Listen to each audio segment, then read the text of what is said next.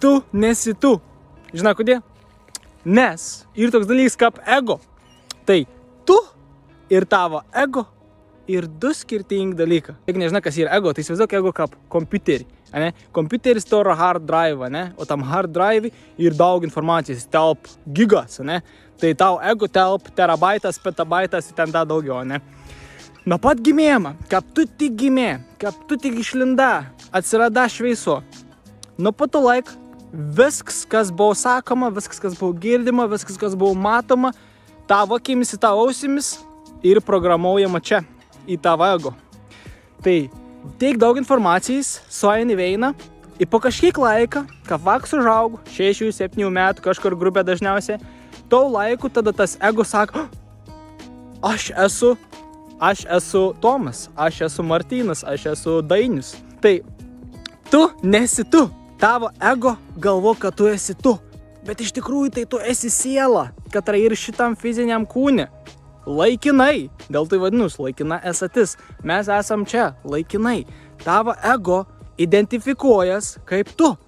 Tai pats pirmas žingsnis į tobulėjimą, savo sielas ir aišku fizinį tobulėjimą ir supratimą, kad kas čia yra, nesi iš tikrųjų tu. Nes kas pro tas akis mat, ar tavo ego, ar iš tikrųjų tu? Kas mat pro tas akis dabar? Kas mat tus medžius? Kas mat tus paukščius? Kas mat tas telefoną dabar, kur tu žiūri? Kas tai mat? Ar tai tu matai? Ar tai ten tavo ego mat? Nes tas ego, ons dažna šnek tam galvo pastovi šnek. Kai kurie žmonės to netor, nes anų ego nėra pakankamai išsiugdys da, tai tim ir biški lengviau. Tim, katriem pastovi šnek, tai supraskėt ir pastebėkit to. Pirm žingsnis, pastebėt, kad ons ten ir suvokt, kad ons nėra tu. Kas ateini galvą, dažniausias atvejis labai geras pavyzdys. Maudas dušė, ne? Maudas dušė ir dainas pradeda radijas įsijunga. Arba tiesiog kažkoks mintis lenda iš niekur. Tos dainas ir tos mintis nėra tavo. Ten yra ego tavo. Tavo ego su katru gimės šitam fiziniam kūnui tavo smegenis. Neuroną šauda.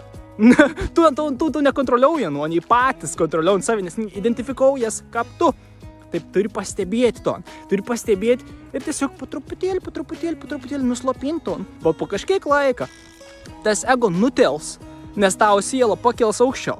Tu būsi tas stebėjams, tas visas būvis stipresnis už ego. Nes didžioji dalis žmonių dabar ego ir dominuojantis ir bet kas įvyks gyvenime, ego iškart, ego pykst, ego laimingas būn kartas, ego daro ton, ego galvo ton, ego ton. O kon tu dara? Pirmas žingsnis, pradėk keisti savo gyvenimą, pastebėk savo ego.